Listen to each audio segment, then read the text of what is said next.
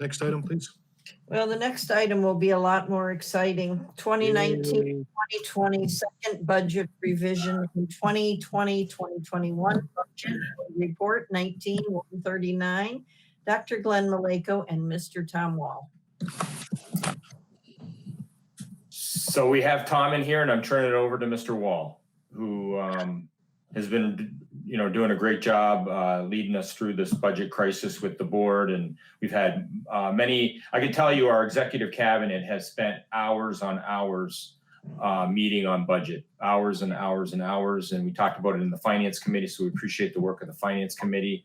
And, we have a plan to get through this crisis, and led by Mr. Wall and our entire team. And so I'm going to turn it over to him. Good evening, President Barry, Dr. Maleko, and members of the board. Can you hear me okay? All right, just want to make sure because I don't want to start talking. This is a long process. We started this process back in February to kind of get us to where we are today. A lot of meetings, a lot of presentations. I don't think I've ever actually done live presentations on social media like I have done in the last month and a half. So that was kind of new, but it's good because all this stuff is out there for people to look at. And according to David and Glenn, that there's a lot of people watching it, which means there's an interest there. So it's good that we can share this stuff and be very transparent. The actual budget that we are aware of is all based on information we have gathered through state meetings, through meetings with our legislators, meetings with staff. This is one of those years where we don't have any concrete direction of where the state is going on the budget. They usually would do after the May revenue consensus, they would actually give us, some tentative plans of where they're headed. And eventually they would come to some agreement sometime in June, and we would actually have some concrete information. Unfortunately, right now, there is nothing in place, so we're kind of estimating across the entire board, which means that what we are going to eventually adopt before July 1st at our June 22nd meeting is all based on estimates. And we will have to actually amend it and change it as we go forward, as we actually get more information for where we're actually going to get funded. So with that, I'm going to take over the screens momentarily and show the presentation.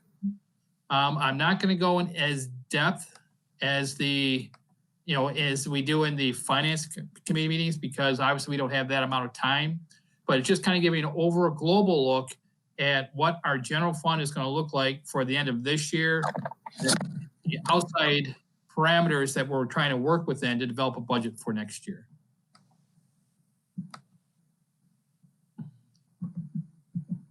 All right, just give me a second as it's loading. Okay, can someone verbally say they can see this? I just want to make sure people can see it. Yes. They can see it. All right, just want to make sure. And there might be a delay for what I'm talking about, because I know that since this is also live, there's a slight delay on what the public might see. So just be aware of that. So just kind of listen along, but also pay attention to slides. It might be a little bit later. So again, just providing our mission statement that we have for Dearborn Public Schools. It's always important to remember why we're here. So just the Dearborn mission statement there.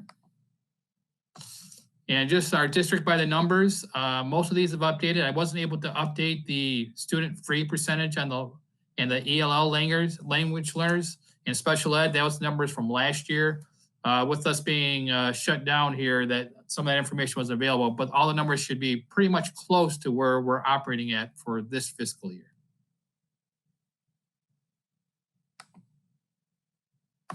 And again, I always like to share this slide. This actually gives you a visual of where our money is at. By state law, we're required to have all these different categories for budgets. So in there, you'll see on the very far left on the top, we have our general fund, which is made up of our general fund, athletic fund, and our enhancement millage. And you'll see a new one there called fiduciary funds. There is a new GASB pronouncement where we had to take some of our student activity funds and actually treat them more like general funds because of a recent GASB pronouncement. And we were down that path. And then, of course, with this closure that we had, they kind of step back and say, well, we're going to delay that implementation till next year. So there's not going to be much in that, but it was something that we were talking about, so I didn't want to lose track of it. And now further clarification has come out that it might not be in the general fund, it might actually be in the special revenue funds, which is the next box over. So you can see in the special revenue funds, we have our funded projects. So that's where we have a lot of grants like Title I, Title II, IDA for special ed, things like that. Our food service fund is in there, our adult and community ed, and our Special Education Act 18 fund that is levied by the local ISD, and it comes back to us for moderate to high level special ed children. So just kind of give you an idea of that. Next one over is debt funds. So you can see our outstanding debt funds. This has been and the one next with capital projects has been a lot of discussion lately. It all kind of pertains back to our infrastructure program that we had a lot of conversation with the last couple of years, that we were unsuccessful on a bond attempt back in November. And with this recent shutdown, that a lot of that conversation has been pushed off as we kind of figure out where we're going to be for next year for the starting of school. But that's also the other two funds. So that makes up the entire budget for the district. And feel free to ask me questions as we go along. So what are the significant changes for the 2019-20 fiscal year? Well, the largest one is the state aid per pupil. We are expecting to get reduced by the state of Michigan for the shortfall, and I'll have some slides showing you where that's coming from. But we're looking at an estimated $650 for the most likely scenario. And we're at the point now, even though we have our ranges of our worst case, best case, and most likely, for budget adoption, we always work towards the most likely scenario. So we have to have a budget by July 1st, even though the state's fiscal year is October through September. So we have two different fiscal years working here. So things that the state might have to deal with, for example, the shortfall in the current year funding, they have to do that by September 30th. However, our fiscal year, as ends June 30th, we have to make decisions based on that cycle.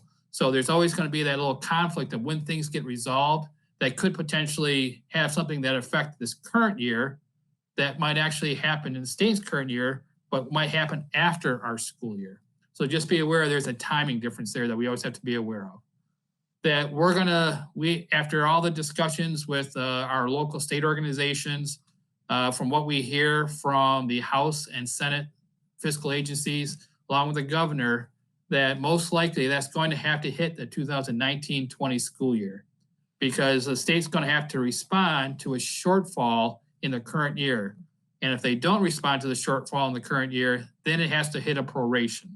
So we're actually, as a part of this budget adoption, looking at that $650 affecting the 2019-20 school year, the current year we are in, which means that our revenue payments will be reduced. So we're not going to have to actually write a check back to them, because I would hate to write a check for that size of a dollar value. But what our state revenue comes in from the state from October through August. So even after we're closed and finish the school year on June 30th, we still receive money from the state in July and August because of their fiscal year that pertains back to our fiscal year. So they'll most likely take money out of those payments there to kind of impact us, which if we didn't have a higher fund balance like we do right now, it's going to cause potentially cash shortages for a lot of school districts that might not have the reserves in their fund balance to be able to handle this cash flows. So there'll be a lot of scrambling if that does happen that quickly in July or August. All right, so what does that actually mean? So this slide here is a pie chart showing for the school aid fund, which makes up 54% of the entire state's budget, is money that goes to the school aid fund. And the two largest components is one on the right-hand side, which says sales tax. That makes up 46% of our budget that comes to schools from the state. The other one on the left side is income tax, which is 21%. So 67% of our money comes from the economy, either through the purchasing of, supplies, groceries, things like that, or from the income tax, which is our annual return that is due on April 15th of every year.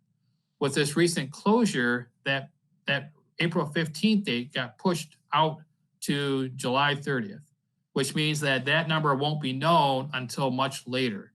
And with that issue, you can see with a large component coming from that, a lot of the legislators are waiting to kind of see how that turns out and how that will impact the funding that's available.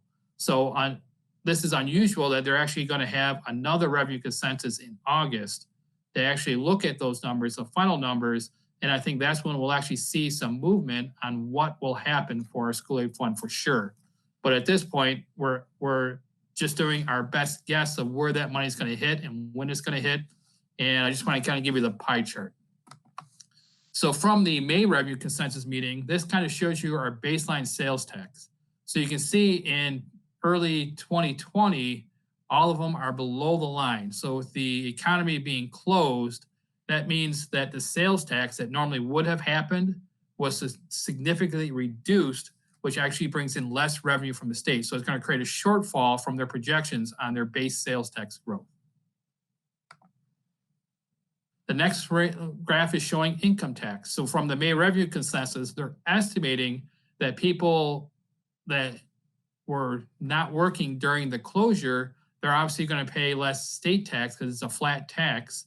And so therefore that percentage that goes to the school aid fund is going to be much lower. So you can also see that those are going down. But let me go back one slide again. But on the baseline sales tax, if you look in 21 and 22, it does seem to have goes back up and will eventually kind of recover. Now what will happen is that normally that 2020 would have been above the line. So it looks like we're going to basically recover in 2022 from what we lost in 20, but obviously it hasn't grown, on upon each other through 2022. So we're actually going to overall have less money in the school aid fund. But it looks like the economy is going to spring back as what they're projecting by 2022. And same thing with the income tax growth. You can see where there's a reduction in 2020, but the significant increases in the following years to kind of recapture that. Similar situation as the sales tax. So the school aid net fund, this is just combining of all the items. As you can see, a very similar approach because the two of the largest items are expected to be in the negatives for what they projected from 2020. So this is our school fund revenue. Not a pretty picture, but as you can see, it kind of goes back to where we looked at in 2009-10. You can see at that point, that's where we had that recession. And if you remember back then, we had a reduction of $470 in our pre-pupil allowance. In addition, the district in Dearborn also lost money in the 20J because we're a hold harmless district and our at-risk funds. So you can see that we got hit very hard here in Dearborn back in that time. And as you can see, just by the length of the graph, that something very similar is going to happen this year. That's going to happen in 2020 that the state's going to have to address. So this last screen just kind of shows you back in January, we were actually looking at not want to say necessarily an easy budget process, but one less stressful than what we're living with right now. Because the actual expectations back then was very positive. We were actually looking at larger state aid growth than we've seen for a long time. And then actually now though, if you look on the bottom half, that you can see that the school aid fund, we're talking over $1 billion loss from what we expected back in January. So hence that's where all these issues are coming about of where our revenue shortfalls are because of our recent pandemic where the economy was closed, that a lot of the revenue that goes to the school aid fund is going to be much, much lower than what originally was thought back in January. So that's what's creating our revenue shortfall that's going to impact us.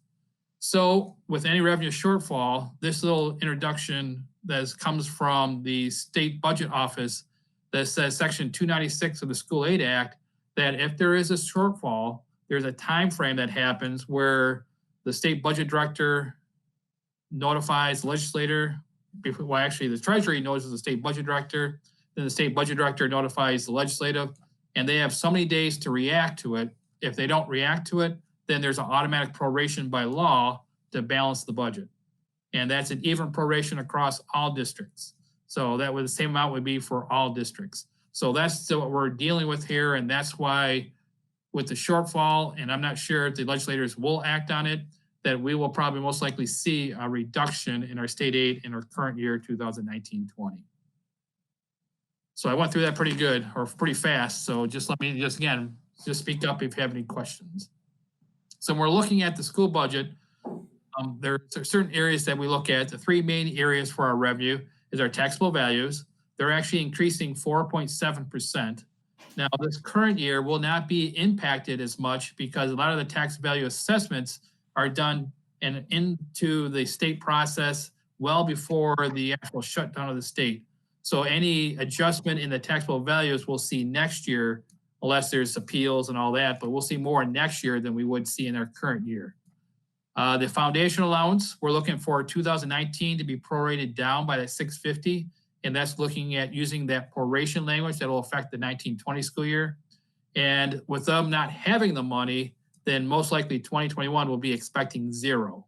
And then hopefully from there, some of our long-term projections, we'll start getting some of that money back. And there is a slide I'll show later of kind of what one of the scenarios we're looking at. So, and the last one is student count. So our student count, obviously we get our foundation allowance per student. So that's a big one for us. And it's actually slightly increasing. About 151 students is what we're estimating for next school year.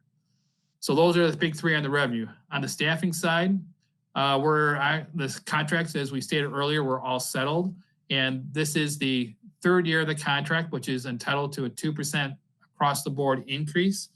And we also have a younger workforce. As we have retirements, our workforce is starting to get a little younger, which means steps become more of a factor as we go forward, and they're more like a cost of living adjustment that's built into the contract. So those are the costs we also have to account for. And we kind of hope that the retirements we have annually will kind of offset the increase in steps, but we're finding that that range is actually growing of what we have to cover in additional money to the retirements. And when I say retirements, we're always sad to lose our experienced teachers, but on our scales, an experienced teacher has a much higher cost for the budget than a beginning teacher. And that cost differential is what we use as we call savings in the cost of the two contracts. And we use those savings to kind of help offset the cost of living adjustments. The instructional programs, we are recommending to still remain strong. And I know the instructional team appreciates you approving the two contracts for the English language arts for the elementary and the high school math. Those are part of two big components that's going into the instructional program. And the infrastructure we're maintaining, but we're losing available funds in the general fund. Normally the general fund does contribute some money to the infrastructures going forward, but as part of our cost saving measures that we're gonna have to reduce that on a minimum for now until we get through this program and wait for the economy to catch up again and be able to maintain our revenue stream going forward. So those are the kind of the overall changes. So as part of our budget hearing, we have to go over what our tax rates will be. And there is a big change, what we've seen in last several years. One of the things you'll see different this year, and this was just on a request from the Wayne County, typically you would see one for both the city of Dearborn and the city of Dearborn Heights. Well, this year, last year, Wayne County asked us if we can do two separate ones. Actually, three separate ones. They want us to do one just for the college, one for the schools, and then also one for the city of Dearborn Heights, city of Dearborn. So it was getting kind of confusing, but again, as we stated earlier, we're one entity. So we are keeping one form that we show the activity for both the K-12 program and the post-secondary program for Henry Ford College. So the top four lines are for the school district. The very first two, sections A, are for our operation millage.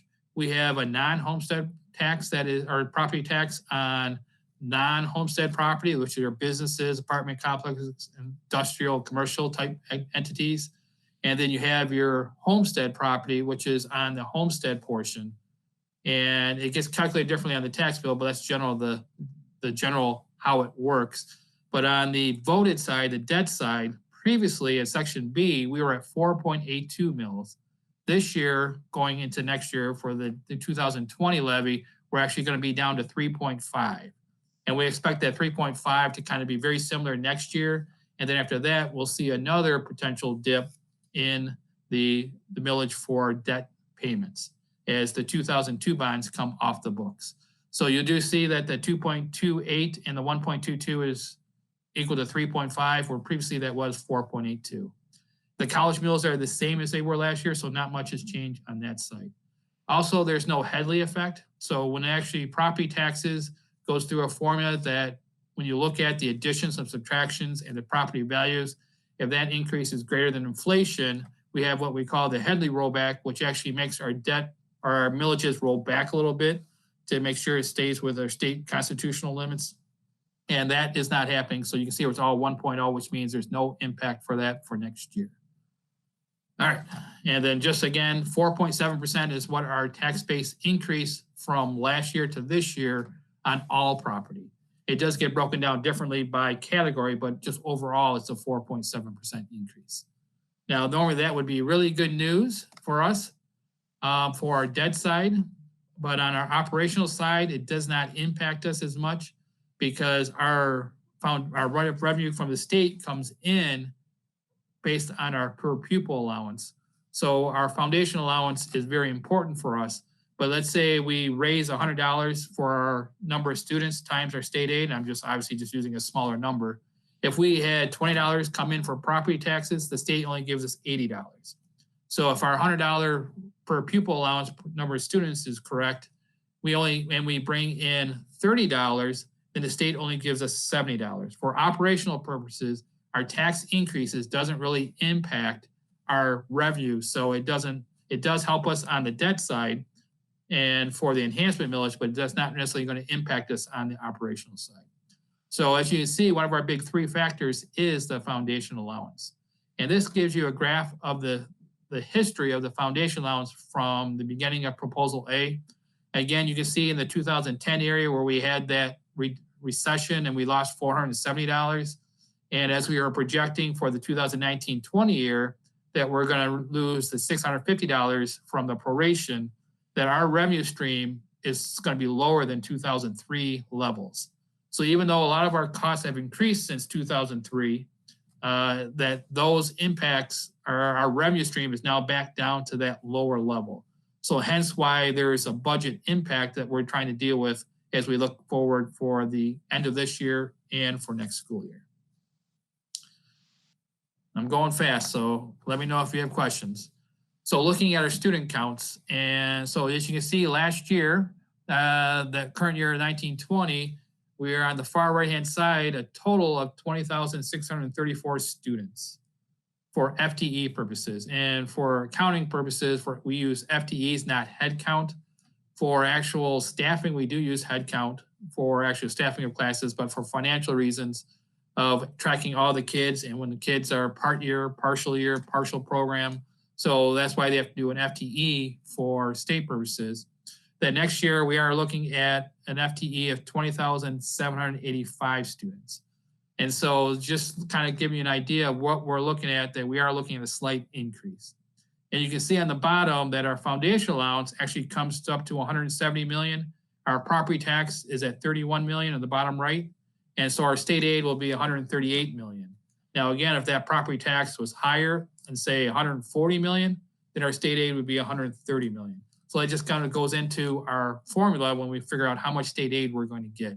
And with state aid being roughly 80% of our budget, it's a big component when we look at to see how we're going to be funded for next year. Can someone just give me an okay that I'm still being heard and still live? You're good. Okay. I just want to been talking so fast, I haven't heard any comments. So looking at our most likely scenario next year, you can see the history of our fund balance, and you can see a large jump in 2016 to 17. The enhancement millage, because we were actually borrowing back then, that we used our enhancement millage to boost up our fund balance and cash flow reserves. So we would collect it in the first year and spend it the second year. As the second year's millage came in, we would spend it the third year. So that basically gave us a year's worth of revenue in our fund balance to use for cash reserves, and we got out of the borrowing process. So that's worked very well for us, and it's given us a cash reserve to be able to make sure that we can help offset the program if there ever at some time was a deficit that we had to deal with. Now, if you'll see the big change from if you watch the finance committee meetings, that in 2019-20, you can see where our original budget was 67,000 back when we did our first amendment. Now you can see that that number previously was about $1 million we thought we're going to save, but that number has grown tremendously because we've moved the 650 reduction, which will show up later, is zero, moved it up into the 19-20 school year. So that's why you actually see a large reduction at that point. Now, we are going to actually get some cash savings from some of the programs and services we've offered that weren't continued for the last 2.5 months. So that'll actually show up in the savings of the 19-20 school year. So we're looking at our fund balance to drop to roughly about 21 million for next school year, going into next school year because of that proration. Now, we don't actually know when that's going to happen, but we're budgeting in the 19-20 school year. For looking forward, you can see that obviously if we ran the same program we did last year, that 67,000 surplus would still be there. So that's a savings we can use for next year. We're looking at the 151 student increase, which will give us another $1.2 million in new money. The enhancement millage, as I stated earlier, we collected this year and we'll spend it next year. So you can see where it comes in this year, and further down you can see where it actually goes back out in the same amount. So that just means the money comes in and goes into for next year's program planning purposes. Our health insurance is increasing 2%. That's a state number that we shared, and we have bargained that into the contract that we will pay that portion. Our salary increases are increasing 3.2 million. And this is where I say our step increases are increasing 5.8 million, but our retirements is only 2.7. And that's where I stated earlier that we're seeing that number rise, and our actual retirements are not covering that full amount. So that's additional amount we have to cover into the budget program. Previously in our finance committee meetings, that foundation increase was negative 650. Now it's actually going to be zero because we moved that 650 up into the prior year. And the last part is the budget matrix, which shows where we're actually reducing staff and other programs and transfers to kind of generate those savings to bring down to the operating deficit of roughly about $11 million for next year, or actually $11 million surplus for next year. And that surplus will help offset the operating loss that we're having for the current year 19-20, because that's where the 650 was at. So you're seeing where the reductions we're making is kind of offsetting that number, which will bring our fund balance back up from 9.12 at the end of this fiscal year down to, or up to 13.8% for next school year. And that number is, right where, we're about 11 to 13 is where we need to be, to where our cash reserves that we have are available is enough to make sure we operate the program and not worry about cash flow shortages during the school year. Mr. Wall? Yes, thank you for asking a question. I could use a break. Okay, then I'll talk slowly so you can take a drink. Okay. All right, so in the environment where people love to find a headline, they could look at this and say that we're going to have a deficit this year of over $12 million. They could also look at this and say, next year, we're expecting a surplus of over $11 million. But it's all based on accounting. We did nothing wrong this year. It's that we're taking a hit due to the tax reductions due to COVID. And we didn't do anything miraculous next year. It's because all these other numbers are coming back up as the economy starts to recover. Is that a good way to kind of encapsulate it? No, we are modifying our program to operate at a lower expense level. So we are looking at reducing staff and programs. We're setting aside one-time money to kind of help offset our shortage. And we're also looking at less money set aside for infrastructure. So those are the kind of things we're looking at. And the infrastructure, what I mean is the general fund usually transfers money to our building and site fund for our large projects. That could be a classroom addition, replacing roofs, new parking lots, new buses. So those kind of things we're going to say for a short-term gap, we're going to have to take that money and use it for the daily instructional program, so we don't have to go as far cuts in staffing or other program or expenditures. And so districts saying, well, why do you always look at staff? Well, schools are a service industry, and roughly about 85 to 86% of our total expenses are for staff. So the other 15% is all the services we do, substitutes, supplies, contracted services, utilities. That other 15% is the rest of our budget. So to impact it to any great degree, you're going to have to look at staffing levels or our compensation levels to kind of look at to get the budget back in line when you have something like a significant reduction like we're dealing with of the $650 from our state aid.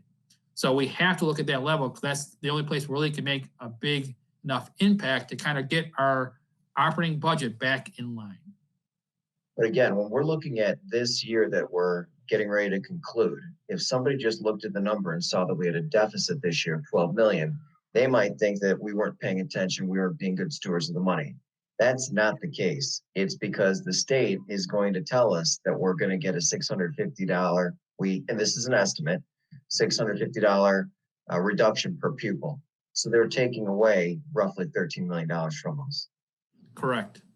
And, and we debated this a lot, at least from the financial side, is do you want to have a budget you adopt and have you become way below that because they took the revenue away, so you have a big shortfall in your budget? Or do you adopt a budget that has the shortfall already in it, and the state decides to do something that your revenue is much higher than your budget? When you look at, when we deal with rating agencies and dealing with, borrowing, and when we do our financial statements, when people read it, they like to see that you actually have more money than what you expected versus having a much higher budget and come in much lower than that. They'll say, well, why didn't you plan for that shortfall? Where they'll say, well, it's much easier to plan for an over budget. We have more revenue than what you budgeted. So there's a lot of thinking that we went into this. And most of the business managers that we talk to, especially in Wayne County, are doing it this way just for appearance sake. That looks like we are trying to plan for this, but obviously everybody knows it's a best guess. But it looks better that if you come over our revenue than actually under. If that makes any sense too.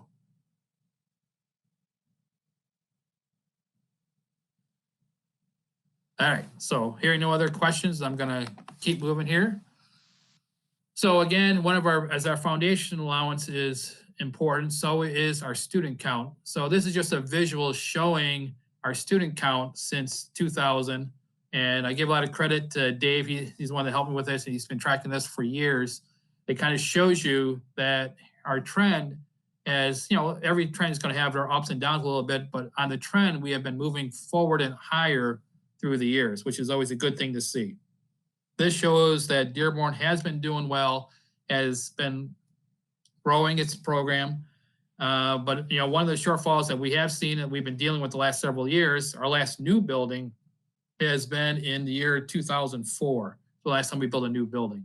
And that actually came up with some of the concepts. So once we get going forward, you'll see that one of our tasks going forward is, again, to kind of look at the infrastructure program and see how that matches our student population and the services that we offer.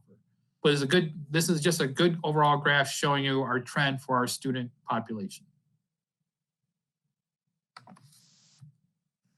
So you're not really meant to read these screens. They're more for just visual purposes, that as we go through this, we do 3 scenarios, and we've been doing this for the last 5 years of looking at a worst case, best case, and a most likely throughout this process. And as we get closer to the June, we adopt our most likely case.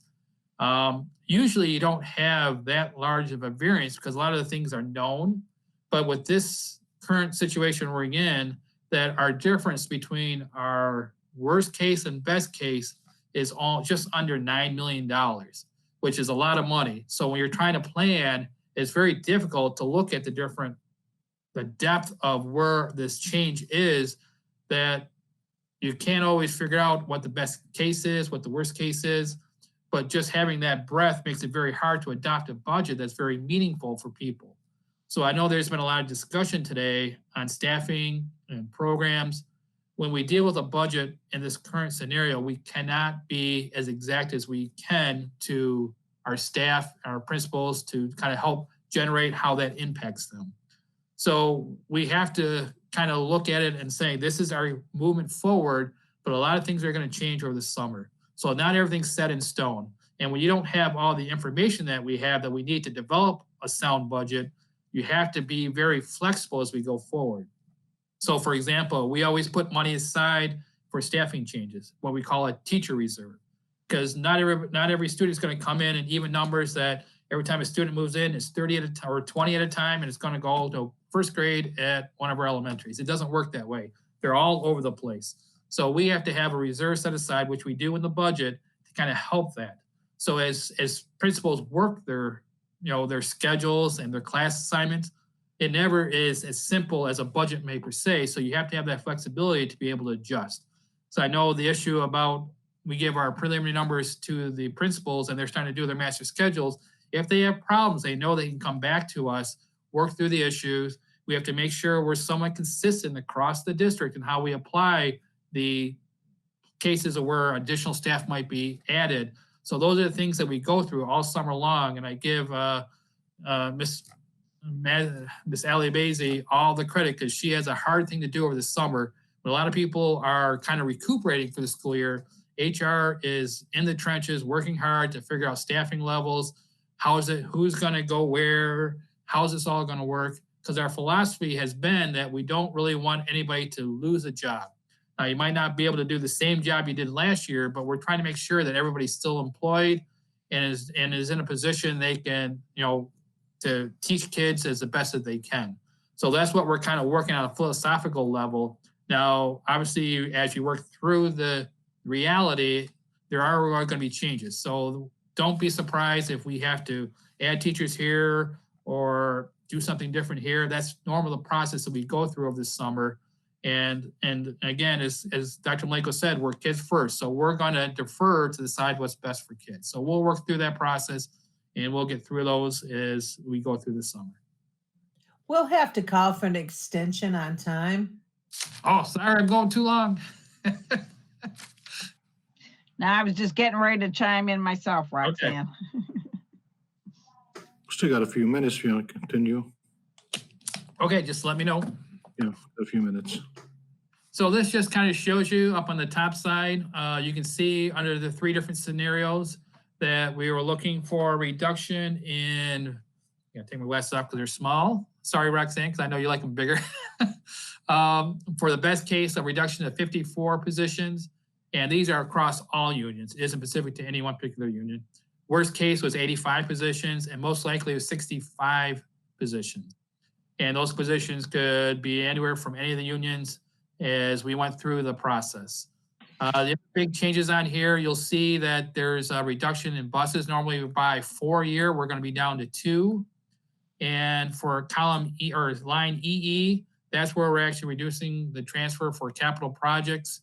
And the other red highlighted section is just we get additional revenue based for MIPSers to kind of help offset that. So that's something we see every year as our salaries enclose. The legislator is getting us some off money to offset our MIPSers, which is our retirement program increases. One of the things I'm always worried is at-risk funding. If you remember, we've lost that funding from 2010 to about 2017, 16, 17. We recently got that back at 1/3 the pupil cost, but I'm always worried that they're going to do something with that. So that's something we have to watch going forward. So I got it. Yep, go ahead. Can I real quick? I know all these assumptions are being made through the normal assumptions, even though we know the normal is different. But one thing that I'm not seeing included in any of this conversation is the kinds of adjustments we're going to be making depending on what kind of school year we're going to be looking at next year. If we have to have social distancing on buses, and we don't have enough buses to transport students because you could only have them half full. If we have to have PPE in all the buildings, if we have to have extra cleaning products, if we have to have staggered schedules, all those kinds of things. How, and that's not even debating what kind of money we might or might not be seeing from the state and federal government. How are we going to be able to create a budget with so many balls in the air, so to speak? And it's going to be very difficult. Let me go back a couple screens. So, and that's why we don't know where that's going to go just yet. And we really have to wait to see where the state allows the parameters for us to work in. And there's obviously the committee that Dr. Malenko talked about earlier about looking for next year. That's where we're going to have to figure out how to go forward with that. So as part of the— We have to have a budget by June 30th. Right. And so some of the things we are working with is we have two things that I mentioned earlier, that the one-time money. We have the money in the enhancement fund that we potentially could use that to help offset if we had to buy a couple of buses. We have enhancement funds that might have been used for something else. We can repurpose to that. We have the CARES Act that we are getting. We're getting roughly about 8.5 million from CARES Act through the federal government that passes through the state to us. We have to proration that out with the non-public schools. So we have roughly about 7.6 we have. We're looking at using half of that to help offset the operational program. That's where back in this screen, it's kind of part of that 16 million on the budget matrix. That's Okay. what we're a large surplus for, because we're going to use some of that grant money to offset our operating purposes. But we have the other half to deal with COVID issues. And all the money has to be dealing with COVID issues, but we're looking at a new money to be used for different things. One of them is that isn't part of our current program is the purchase of the curriculum that you approved today. Majority of that money is going to come out of the COVID, so it doesn't have to come out of our current operating budget. We're going to be looking at offsetting additional cleaning costs. That's going to come out of the CARES Act. So all kind of things we're looking at to do that. Now, obviously, we don't have all the answers because we don't know what that's going to look like. But that's why we couldn't use more of that CARES Act and say, why don't we just take the full 7.5 million that we're available for and put it in the general fund to offset costs. We can't do that because we have to offset potential new costs with that CARES Act. Okay.